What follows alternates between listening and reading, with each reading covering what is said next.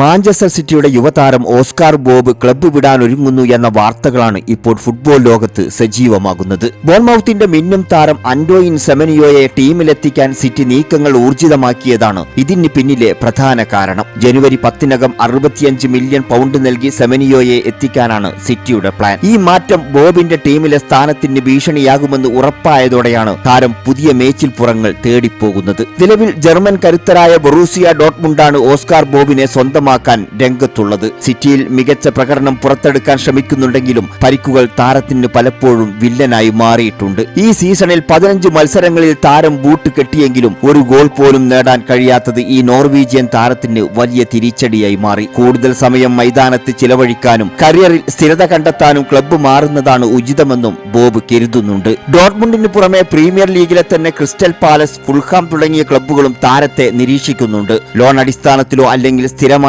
കരാറിലോ Bob ജനുവരിയിൽ team വിടാൻ തന്നെയാണ് ഏറെയും സാധ്യത. സെമനിയോയുടെ വരവ് സിറ്റിയുടെ ആക്രമണ നിരക്ക് കരുത്തു പകരുമ്പോൾ ഓസ്കാർ ബോബിനെ സംബന്ധിച്ചിടത്തോളം ഇത് തന്റെ കരിയർ പുനർനിർമ്മിക്കാനുള്ള ഒരു പുതിയ അവസരമായി മാറാനും സാധ്യതയുണ്ട്.